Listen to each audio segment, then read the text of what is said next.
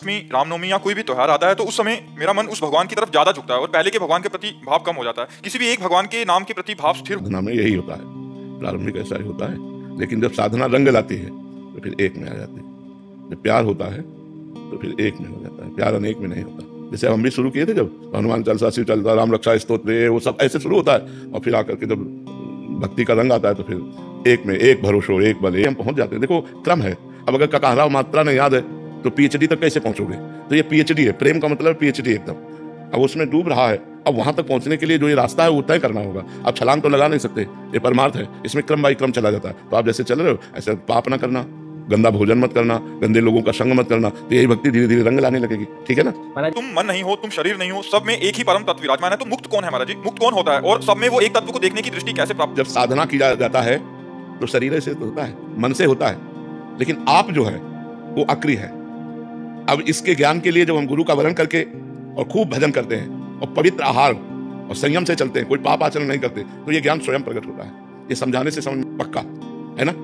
क्योंकि शरीर के भीतर कोई है जो निकल जाता है, कहा जाता है वो निकल गया, जो था वो निकल गया, वो जो था जो निकला वही परमात्मा है और वही आप हो। शरीर को लेकर आप अपने को मनुष्य मान रहे हैं, जो पावर है आपके अंदर, जैसे ऐसे स्त्री, पुरुष, मूर्ख, विद्वान, जड़, चैतन्य, ये बाहरी ढांचों के नाम है, लेकिन इनमें बिजली क्या है? परमात्मा, वही आप है। तत्वम असि, तुम असि माने है, वो तुम ही हो। अब अपने को हम मनुष्य मान रहे हैं, अब हमें साधना करनी पड़ेगी इनके त्याग की, और जहां इनका त्याग हुआ अंदर से शरीर का राग का, तो आप खुद देखेंगे आप ब्रह्म स्वरूप हो जाएंगे, आप भगवत स्वरूप हो जाएंगे। देखो अपने यहाँ संतों को नहीं कहा जाता अरे यार ये तो साक्षात भगवान है, नहीं कहा जाता। क्यों? क्योंकि वो भगवान में लीन हो गए। गुरु भगवान है, हमारे यहाँ संत भगवान है, क्योंकि वो भगवान में तन्मय हो गए। तो आपका स्वरूप भी भगवत स्वरूप है। ये मन आप नहीं, आप बुद्धि नहीं, आप चित्त नहीं, आप प्राण नहीं, आप शरीर नहीं है, आप स्वभाव नहीं है, आप सबसे अलग हैं। बस यही जानने के लिए तो संत महात्मा पूरा जीवन लगा देते हैं कि हमारा स्वरूप क्या है। तो वो भजन से आएगा। खूब नाम जप करो, नाम जप करो, इसी से समझ में आ जाएगा। संशय बना रहता है कि गुरु मंत्र जो कि सर्वोपरि के बावजूद गायत्री का जप करना उचित है या नहीं, और डर लगा रहता है कि गुरु के प्रति कोई अपराध या शरणागत नहीं। अब जब शरणागत हो गए हो तो गुरु मंत्र ही जपना चाहिए, किसका प्रश्न है? हाँ, अब गुरु मंत्र ही जपना चाहिए। अब अन्य नहीं। जब हम चतुरासी जी का पाठ करो, राधा वल्लभ श्री हरिवंश नाम जप करो, इतने में समय ही नहीं रहना चाहिए। हर समय राधा वल्लभ श्री हरिवंश, राधा वल्लभ श्री हरिवंश, और जब पवित्र है तो गुरु मंत्र जप रहे हैं, और जब फिर चतुरासी जी पढ़ रहे हैं, फिर नाम जप कर रहे हैं, फिर मंत्र जप कर रहे हैं, फिर इसी को जीवन बना लो तो एक मार्ग पुष्ट हो जाए। तो सब छोड़ करके केवल श्री जी, केवल लालजू श्री जी, उन्हीं चरणों में तो बड़े भाग्य से उपासना मिलती है। अब उपासना में आ गए तो अब आ जाना चाहिए, अब इसी में जपना चाहिए, इसी में रहना चाहिए। संध्या काल में बैठे तो बस गुरु मंत्र का जप करें, आप गायत्री जी का विश्राम कर दो और गुरु मंत्र का जप करो। महाराज जी, सही और गलत की पूरी जानकारी होने के बाद भी मन केवल गलत मार्ग पर ही जाता है महाराज जी। ऐसा है, ऐसा ही, यही तो बड़ा विचित्र खेल है। क्रोध ऐसा है, लोभ मोह मद मत्सर ऐसे है, चाहे जितना ज्ञान हो सब एक बगल में कर देते हैं, अपनी मनमानी करवा देते हैं। अगर बच सकता है तो भगवान बचाते हैं, भगवान का नाम बचाता है। इसीलिए हम सबसे कहते हैं नाम जप करो, नाम जप करो, राधा राधा राधा राधा राधा। नहीं तो जानकारी है लेकिन उसका प्रयोग नहीं है। प्रयोग के लिए बल चाहिए, वो अध्यात्म बल से, क्योंकि संसार में सबको मरना है। ये जानकारी किसको नहीं?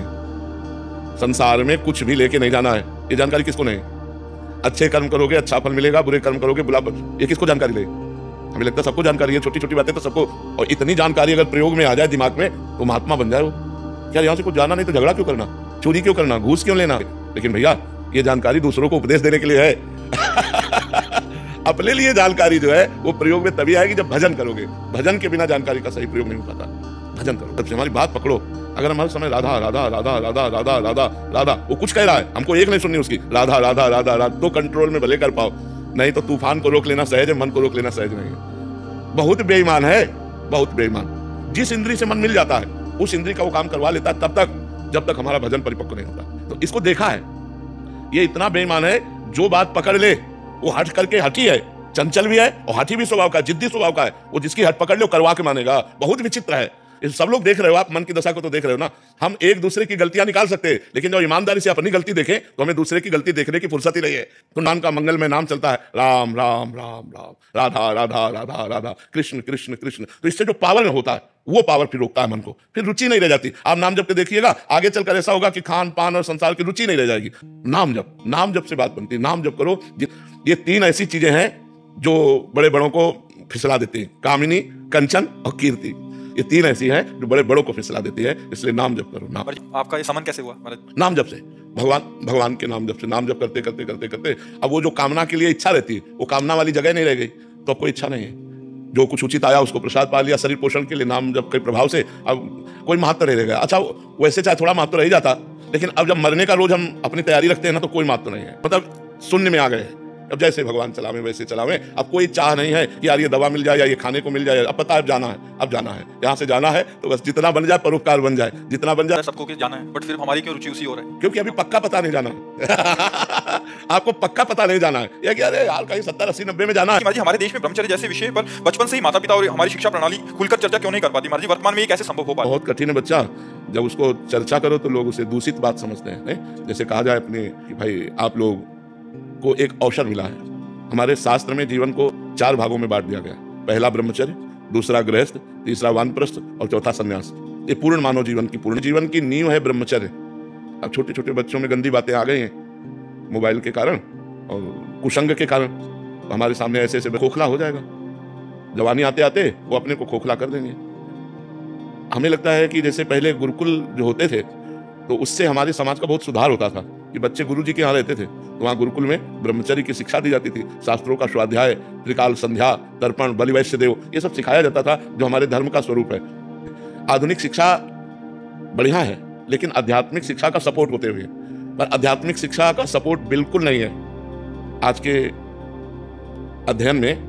बिल्कुल आध्यात्मिक शिक्षा का कभी ये नहीं सिखाया जाता कि प्रातः काल ब्रह्म मुहूर्त में 4 बजे उठो और उठकर अपने माता पिता के चरण छुओ, फिर शौच स्नान आदि करके फिर गायत्री मंत्र जपो, भगवान सूर्य को अर्घ दो। कम से कम 9 बजे तक तो बच्चे सो के उठते हैं। आजकल तो 11-11 बजे तक लोग सो के उठते हैं। अगर बच्चों को जगाया जाए तो वो जगने के लिए तैयार नहीं। तो आध्यात्मिक सपोर्ट ना होने के कारण हमारी प्रारंभिक दिनचर्या ही बिगड़ जाती है, और कोई दिनचर्या नहीं तो आराधना, देव आराधना कैसे होगी? लेकिन गुरुदेव अपना जीवन बदल रहे हैं, ये आपकी कृपा से है। आपने लाखों करोड़ों युवाओं का जीवन बनाया गुरुदेव, ये कृपा बनाए रखना। और हम सच में ये मेरे जीवन में हुआ है गुरुदेव। महाराज जी, अभी चर्चा चल रही थी इसलिए आराम से कर रहे थे। एक ब्रह्मचर्य कब, क्यों और कैसे आपके मतलब प्रवचनों से, और आपने जो आज तक महाराज जी की विशेष सूची में आपको 4 खंड में महाराज जी इसको किया है। जैसे कह रहे हैं कि स्कूल में विद्यार्थी आदि यहाँ किन्हीं को, तो ब्रह्मचर्य क्या है उसको वीर, अगर विद्यार्थी हैं तो ब्रह्मचर्य कैसे, अगर हम सन्यासी हैं तो फिर ब्रह्मचर्य का क्या महत्व है? बहुत सुंदर लिखा हुआ है। पूरा संकलन पिछले 1 साल से इस पे, उस पे सबसे संकलन करके भी। अब देखो, इसमें लिखा है, वीर ही हृदय को पुष्ट तथा कर्तव्यशील बनाता है। वीर से ही सर्वांग में जीवनी शक्ति संचालित होती है। जो वीरवान होगी,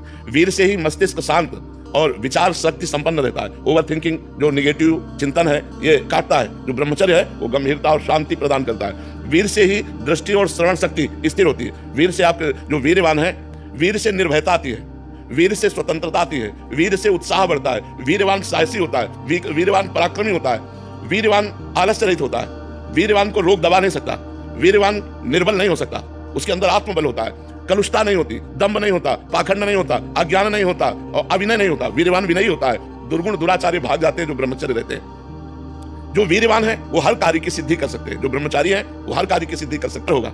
उसमें एक आकर्षण होगा, उसमें सभ्यता होगी, उसमें पवित्रता होगी, उसमें धैर्य होगा, उसमें पुण्य और सद्व्यवहार करने का स्वभाव होगा। वो जो कार्य करेगा पुण्यात्मक करेगा और सद्व्यवहार करेगा। कहने का सारांश है कि मनुष्य शरीर में वीर एक महाशक्ति है, जो इसका अधिक से अधिक संग्रह करता है, वो उन्नति को प्राप्त होता है। भौतिक के प्रत्येक पदार्थ में कोई ना कोई सार तत्व अवश्य होता है। उसी तरह मनुष्य के शरीर का एक सर्वोच्च सार तत्व है वीर।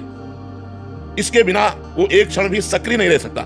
तो जो व्यक्ति अज्ञान के कारण अपने वीर का क्षरण करता है, नाश करता है, उसमें बहुत से दोष उत्पन्न हो जाते हैं। ये बहुत सुंदर ग्रंथ है, बहुत सुंदर ग्रंथ है। ये जो सत्संग है हमारे, उन सत्संगों का इसमें संकलन किया गया है। इसमें ब्रह्मचर्य कब, क्यों और कैसे रहे। महाराज, इसमें जो प्रश्न उत्तर भी साधकों के साथ हुए हैं आपके, जो ब्रह्मचर्य के ऊपर पूछे हैं, चाहे स्त्री साधक ने, वो भी उसका भी जो आपने उत्तर दिया है, बहुत सुंदर किया। बहुत अगले 15-20-25 दिन में इसका हम जनसाधारण के लिए प्रिंट आउट के लिए, हाँ बिल्कुल, बहुत सुंदर। इससे नौजवानों को बहुत लाभ मिलेगा। बिल्कुल, बहुत सुंदर। तो संक्षेप में और समझा दीजिए आगे कैसे हम लोग चले। अभी तो चल रहे हैं, लेकिन कभी कभी एकदम से वेग आता तो बड़ी समस्या होती है। आगे उस समय नाम जप नाम कीर्तन, ये 2 ही बचाते हैं। काम का वेग तब हमको व्यतीत करेगा, ध्यान विषय का चिंतन करने लगेंगे, तब वो हमारी हालत खराब कर देगा। और अगर हमारे अंदर काम का वेग आ रहा है और हम भगवान नाम कीर्तन करने लगे, सत्संग सुनने लगे, मतलब अपने को, दिमाग को हमको उसे हटाना है हमको, या किसी संत से मिल गए, भगवत चर्चा करने लगे, कुछ ना हो तो मोबाइल से सत्संग लगा लो। कुछ ऐसे सत्संग रखो कि अलग अलग दवा, जैसे मन चंचल है तो क्या करना चाहिए, अगर हमारे अंदर काम आ रहा है तो क्या करना चाहिए, हमारे अंदर धन का लोभ आ रहा है तो क्या करना चाहिए। अलग अलग विषयों में एकांतिक में चर्चाएं हुई। हमारा मन जहां परेशान करे वो चर्चा सुन लेना चाहिए। और नाम जप जरूर करना चाहिए। नाम जप से बच जाओगे। नाम काटता है, जैसे वो अंदर से मन एकाग्र कर रहा है आपको काम में, काम क्रीड़ा में एकाग्र कर रहा है। अब आप एकाग्र ना हो पाओ, बस आपकी चतुरताई है। अगर एकाग्र हो गए तो संकल्प बन जाएगा, और संकल्प बन जाएगा अपने पास, वो बार बार पेश करेगा, पीछे के संयोग पेश करेगा। जो पीछे गलती हो गई वो सुख आपके सामने लाएगा और आपको आकर्षित करेगा। आपको हटाना है, राधा राधा राधा राधा राधा, और एक बार हटा लिया आप और कोई क्रिया नहीं हो पाई तो अगली बार वो 80% में आएगा, 100% में नहीं आएगा। और अगर दूसरी बार हटा दिया तो कम होता चला जाएगा। कम होते होते फिर स्फुरण होता है और खत्म हो जाता है। फिर धीरे धीरे स्फुरन भी खत्म हो जाता है। पर ये बहुत लंबा प्रोसेस है, ये नहीं कि 2-4 साल में खत्म हो जाएगा, लंबा प्रोसेस है।